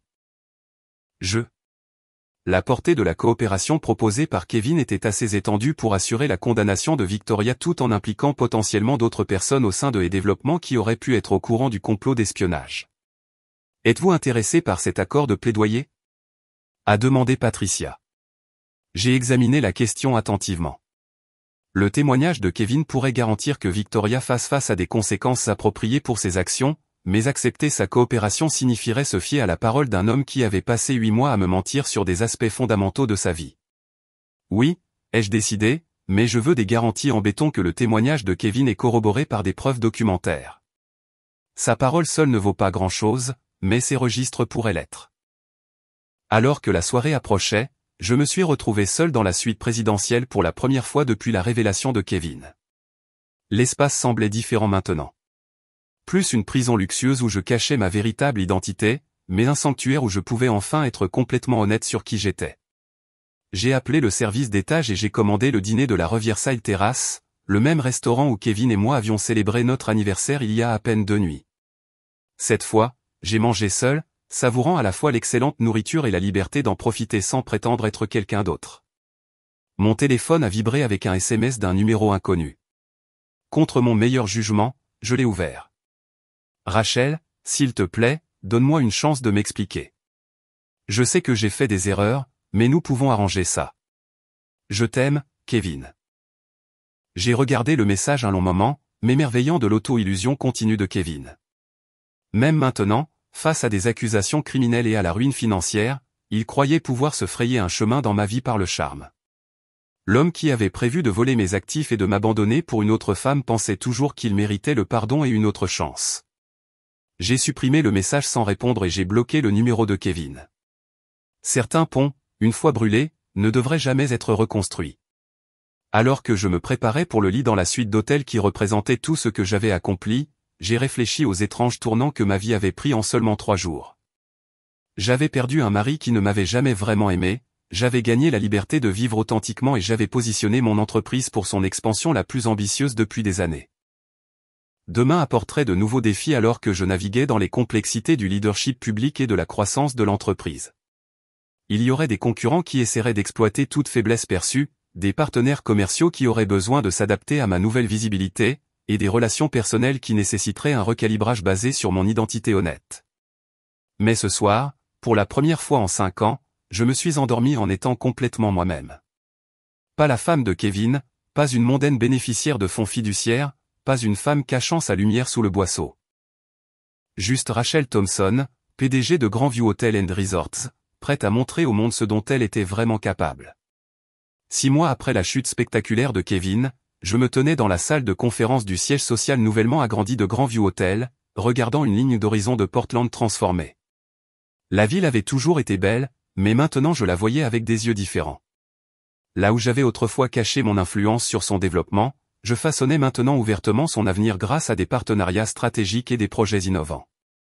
La femme reflétée dans les baies vitrées de la salle de conférence ressemblait peu à la personne qui prétendait autrefois être une simple bénéficiaire de fonds fiduciaires. Fini les tenues soigneusement sobres conçues pour minimiser mon intelligence. Au lieu de cela, je portais un tailleur pantalon anthracite qui annonçait la confiance et l'autorité. Mes cheveux étaient coiffés en un carré net qui encadrait mon visage avec précision, et mes bijoux parlaient d'un succès mérité plutôt qu'hérité. Daniel Brox est entré dans la salle de conférence, portant 2 tasses de café et les rapports financiers du matin. Il avait rejoint Grandview Hotel il y a 3 mois en tant que directeur du développement, recruté d'un cabinet prestigieux de San Francisco spécifiquement pour son expertise dans les propriétés de luxe à usage mixte. Ce qui avait commencé comme une relation strictement professionnelle avait évolué vers quelque chose de plus personnel, bien que nous fassions tous 2 attention à maintenir des limites appropriées sur le lieu de travail. Le partenariat avec Développement a dépassé nos prévisions du T3 de 18%, a annoncé Daniel en posant une tasse de café à côté de mes papiers.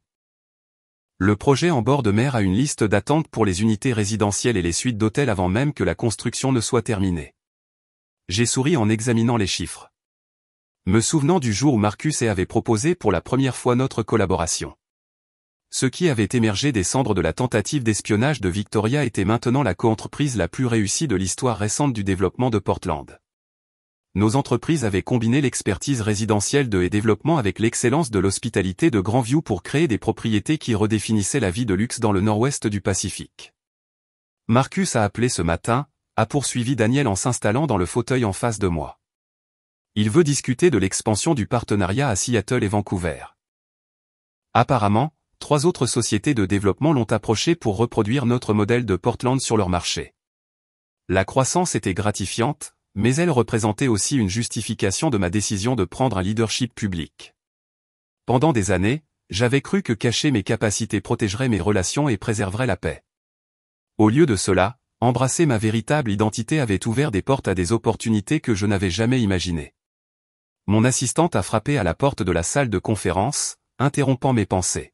« Madame Walsh, votre avocate est là avec les documents finaux des procédures pénales. » Patricia Williams est entrée, portant un épais dossier qui contenait la conclusion de la saga juridique qui avait commencé lors de mon week-end d'anniversaire. Les procès criminels s'étaient déroulés exactement comme elle l'avait prédit, la coopération de Kevin se révélant essentielle pour obtenir des condamnations contre Victoria et plusieurs autres co-conspirateurs.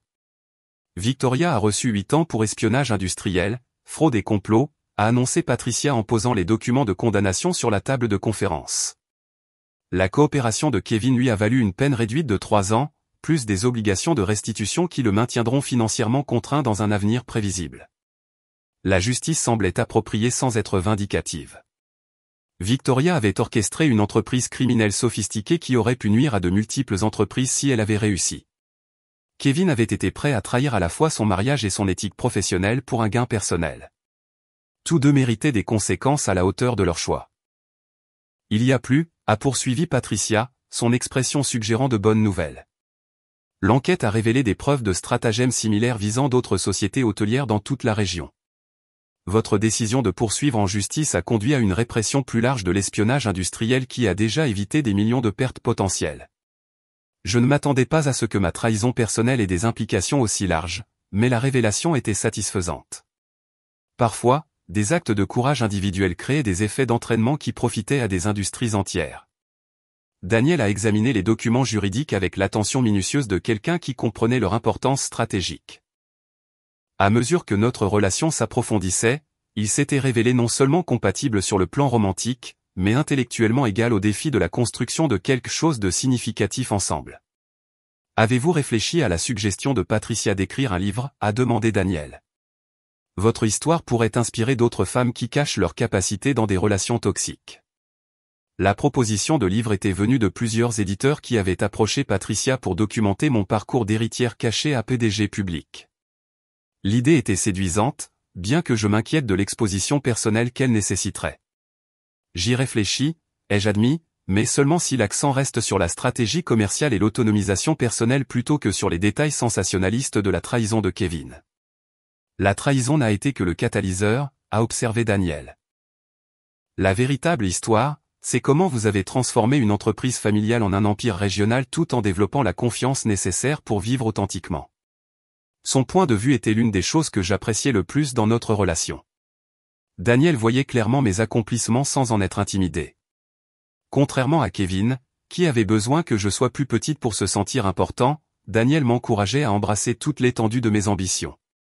Amanda est arrivée pour notre déjeuner hebdomadaire, une tradition que nous avions établie pour maintenir les liens familiaux malgré nos horaires chargés. Ma sœur avait joué un rôle déterminant en m'aidant à naviguer dans la transition de propriétaire anonyme à leader public, fournissant à la fois un soutien émotionnel et des conseils pratiques basés sur sa propre expérience de la gestion des investissements de notre famille à Seattle. J'ai des nouvelles, a annoncé Amanda alors que nous nous installions dans la salle à manger privée du restaurant. L'école de commerce de l'Université de Washington veut créer une étude de cas sur la transformation de Grandview. Ils sont particulièrement intéressés par l'analyse de la manière dont les entreprises familiales peuvent réussir la transition vers un leadership de nouvelle génération. La reconnaissance académique était inattendue mais bienvenue. Les écoles de commerce avaient longtemps étudié les entreprises familiales qui échouaient lors de la planification de la succession, mais moins examiné les entreprises qui prospéraient grâce à une évolution stratégique et à des changements de direction décisifs. En quoi consisterait l'étude de cas, ai-je demandé, bien que je soupçonne que la réponse nécessiterait un investissement de temps important. Des entretiens avec les principales parties prenantes, une analyse des performances financières avant et après votre transition vers un leadership actif, et la documentation des partenariats stratégiques que vous avez développés. Ils veulent comprendre comment le fait de cacher votre identité a initialement entravé la croissance et comment le fait de la révéler a accéléré le succès. La recherche fournirait des informations précieuses pour d'autres propriétaires d'entreprises familiales confrontés à des défis similaires. Plus important encore, elle établirait les hôtels Grandview comme un modèle de transformation stratégique réussi plutôt que comme un simple récit édifiant sur l'espionnage industriel. Lisa Martinez nous a rejointes pour le dessert, apportant des exemplaires en avance de l'article qu'elle avait écrit sur mon histoire pour un magazine économique national. En tant que ma meilleure amie et journaliste respectée, elle était particulièrement bien placée pour fournir un accès privilégié tout en maintenant une objectivité professionnelle. L'article sort en kiosque la semaine prochaine, a annoncé Lisa en distribuant des exemplaires du magazine. Les rédacteurs en chef adorent l'angle du leadership authentique à une époque de gestion de l'image d'entreprise. J'ai lu l'article avec une appréciation croissante pour le talent de conteuse de Lisa. Elle avait réussi à capturer à la fois le drame personnel de la trahison de Kevin et les implications commerciales plus larges de ma décision de prendre un leadership public. L'article positionnait mon expérience comme pertinente pour tout professionnel qui s'était déjà senti obligé de se diminuer pour le confort des autres. Il y a autre chose, a poursuivi Lisa, son expression devenant sérieuse. J'ai enquêté sur les autres relations commerciales de et développement, et j'ai découvert quelque chose d'intéressant sur les activités de Victoria avant qu'elle ne vous cible. Elle a ouvert son ordinateur portable et nous a montré des registres financiers qui révélaient un schéma de tentative d'espionnage similaire visant d'autres femmes d'affaires prospères. Victoria ne m'avait pas choisi au hasard. Elle avait systématiquement identifié des entrepreneurs qui gardaient un profil public bas et avaient tenté d'exploiter leurs préférences en matière de vie privée. Elle a essayé ce stratagème avec au moins 3 autres femmes au cours des 2 dernières années, a expliqué Lisa. Une directrice technique à San Francisco, une promotrice immobilière à Denver et la propriétaire d'une chaîne de restaurants à Phoenix. Dans chaque cas, Victoria a utilisé des relations amoureuses pour accéder à des informations commerciales exclusives. La révélation était à la fois troublante et validante. Les crimes de Victoria n'avaient pas été des crimes passionnels ou d'opportunité. C'étaient des attaques calculées contre des femmes qui réussissaient et qui s'étaient rendues vulnérables en cachant leurs accomplissements. Qu'est-il arrivé aux autres victimes ? A demandé Daniel. Des résultats mitigés, a répondu Lisa. La directrice technique a découvert le stratagème tôt et a poursuivi avec succès. La promotrice immobilière n'a jamais réalisé qu'elle avait été ciblée et a perdu plusieurs millions dans des transactions immobilières au profit du père de Victoria. La propriétaire de la chaîne de restaurants a choisi de ne pas poursuivre pour éviter l'examen public. J'ai ressenti une vague de fierté pour ma décision de poursuivre la justice de manière agressive. En refusant d'être une victime silencieuse, j'avais non seulement protégé mes propres intérêts, mais j'avais potentiellement empêché Victoria de cibler d'autres femmes à l'avenir. Ce soir-là, Daniel et moi avons assisté à la grande ouverture de notre premier projet d'hôtel résidentiel conjoint avec E-Développement.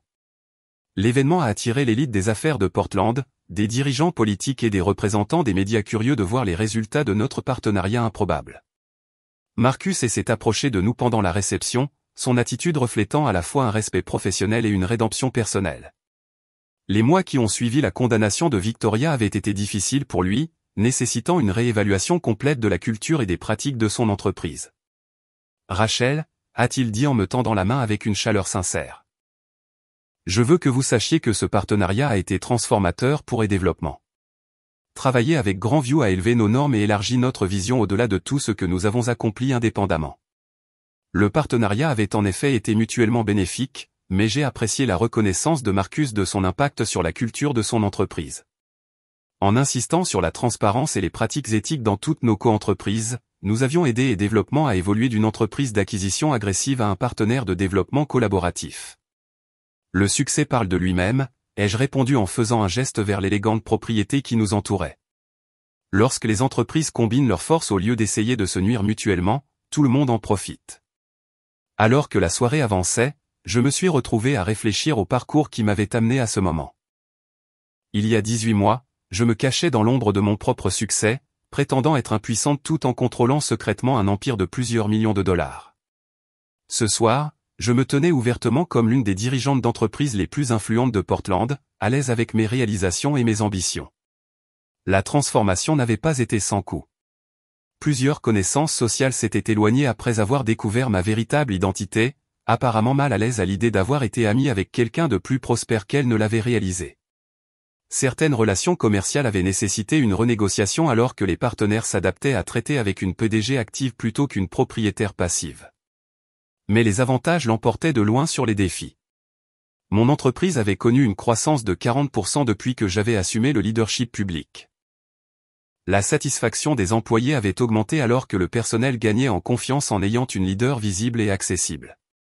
Des partenariats stratégiques comme la collaboration avec et développement avaient ouvert de nouveaux marchés et de nouvelles sources de revenus qui auraient été impossibles pendant que je restais anonyme. Plus important encore, j'avais retrouvé mon moi authentique. La femme qui avait autrefois atténué sa lumière pour éviter de menacer les autres avait appris à briller assez fort pour éclairer les opportunités pour tout le monde autour d'elle. Danielle m'a ramené aux pentouses que j'avais achetées dans l'un des immeubles les plus prestigieux de Portland, bien loin de la maison que j'avais partagée avec Kevin, où je m'étais senti obligé de cacher mon succès. Le nouvel espace reflétait mon identité honnête, sophistiquée sans être ostentatoire, confortable sans être apologétique, impressionnante sans être sur la défensive. J'ai quelque chose à te dire, a dit Danielle alors que nous nous tenions sur mon balcon surplombant les lumières de la ville. J'ai reçu une offre d'emploi aujourd'hui. Directeur du développement pour un grand groupe hôtelier à New York. Mon cœur s'est serré d'une anxiété inattendue. Au cours des 3 derniers mois, Daniel était devenu plus qu'un simple partenaire romantique. Il était devenu un conseiller de confiance et un égal collaboratif qui comprenait à la fois mes défis professionnels et ma croissance personnelle. Ça a l'air d'être une opportunité incroyable, ai-je réussi à dire, bien que ma voix trahisse mon inquiétude quant à son départ potentiel. C'en est une, a convenu Daniel. C'est pourquoi je l'ai refusé immédiatement. Je l'ai regardé avec surprise, pas sûr d'avoir bien entendu. Tu as refusé une promotion à New York? Rachel, a dit Daniel en me prenant les mains. Je n'ai pas quitté San Francisco pour faire avancer ma carrière. Je suis venu à Portland pour construire quelque chose de significatif avec quelqu'un d'extraordinaire. L'opportunité que je veux n'est pas à New York ou ailleurs. C'est ici, avec toi, à continuer de faire de Grandview Hotel quelque chose d'inédit. Ces paroles étaient exactement ce que j'avais besoin d'entendre, mais je devais être certaine qu'il comprenait les implications de son choix de rester. Daniel, construire une vie avec moi signifie accepter que mon entreprise sera toujours une partie centrale de qui je suis. Je ne cacherai plus mon succès, pour personne. Je ne voudrais pas que tu le fasses, a-t-il répondu fermement. Je suis tombé amoureux de la femme qui a bâti un empire, pas de quelqu'un qui prétend être moins qu'elle n'est. Ton succès ne m'intimide pas. Il m'inspire à être meilleur. 6 mois plus tard, Daniel et moi nous sommes mariés lors d'une cérémonie qui reflétait parfaitement notre moi authentique. Au lieu de nous cacher dans un lieu anonyme, nous avons célébré dans la plus récente propriété Grandview, entouré d'employés, de partenaires commerciaux et d'amis qui savaient exactement qui nous étions. Amanda a été ma demoiselle d'honneur. Lisa a documenté l'événement pour la postérité, et Marcus a été présent à la fois en tant que partenaire commercial et ami de la famille. Le contraste avec mon week-end d'anniversaire avec Kevin n'aurait pas pu être plus frappant. Là où Kevin avait planifié la tromperie et la trahison, Daniel offrait l'honnêteté et le partenariat. Là où Kevin avait vu ma richesse comme quelque chose à exploiter, Daniel voyait mon succès comme quelque chose à célébrer et à soutenir. Alors que je dansais avec mon nouveau mari dans la salle de bal d'un hôtel que je possédais, vêtu d'une robe qui coûtait plus cher que le salaire annuel de beaucoup de gens, sans excuse, j'ai réalisé que le bonheur authentique nécessitait une vie authentique. Pendant des années, j'avais cru que l'amour signifiait me faire plus petite pour accommoder les insécurités des autres. Maintenant, je comprenais que le véritable amour signifiait trouver quelqu'un qui m'encourageait à être mon moi entier, complet, réussi. L'entreprise a continué de prospérer sous mon leadership ouvert. Grandview Hotel s'est étendu à 23 propriétés dans 4 États, avec des plans de développement international déjà en cours. Le partenariat avec Développement a donné naissance à une nouvelle division entièrement axée sur les propriétés de luxe à usage mixte qui combinait l'excellence de l'hospitalité et du résidentiel. Plus important encore, mon histoire avait inspiré d'autres femmes à embrasser ouvertement leurs réalisations. Le livre que j'ai finalement écrit est devenu un best-seller, non pas parce qu'il exposait la trahison de Kevin dans des détails salaces, mais parce qu'il fournissait une feuille de route pour transformer un potentiel caché en succès visible. Debout dans mon bureau un an après la condamnation de Kevin, lisant des rapports financiers qui montraient des performances trimestrielles records, j'ai enfin compris la leçon que ma grand-mère avait essayé de m'enseigner avant sa mort. Le succès n'était pas quelque chose à cacher ou à s'excuser. C'était quelque chose à manier de manière responsable pour le bénéfice de tous ceux dont la vie pouvait être améliorée. La femme qui avait autrefois prétendu être impuissante tout en contrôlant secrètement un empire avait appris à être ouvertement puissante tout en servant quelque chose de plus grand qu'elle-même. Les employés dépendaient de mon leadership pour leur gagne-pain. Les communautés bénéficiaient des emplois et de la croissance économique que mes investissements créaient. Les normes de l'industrie s'amélioraient grâce aux pratiques éthiques que j'insistais à appliquer dans toutes les relations commerciales.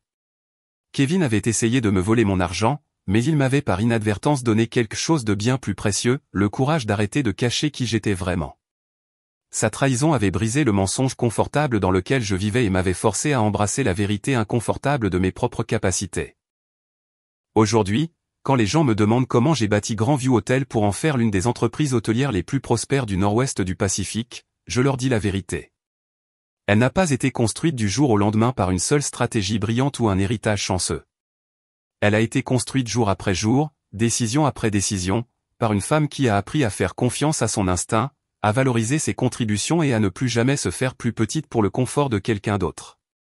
L'hôtel où Kevin m'a abandonné ce week-end se dresse toujours au centre-ville de Portland, maintenant agrandi et rénové pour refléter la vision de la femme qu'il avait toujours possédée, mais qu'il avait enfin revendiquée. Parfois, je traverse son hall et je me souviens de la personne que j'étais, cachée à la vue de tous, riche mais impuissante, réussie mais silencieuse. Cette femme a disparu pour toujours, remplacée par quelqu'un de plus fort, de plus sage et qui n'a pas peur de ses propres accomplissements. La plus grande vengeance que j'ai apprise n'est pas de détruire ceux qui vous ont blessé. C'est de devenir si authentiquement prospère que leur trahison devient sans importance pour votre bonheur. À suivre, vous avez 2 autres histoires remarquables directement sur votre écran. Si celle-ci a fait mouche, vous ne voudrez pas les manquer. Cliquez simplement et découvrez-les.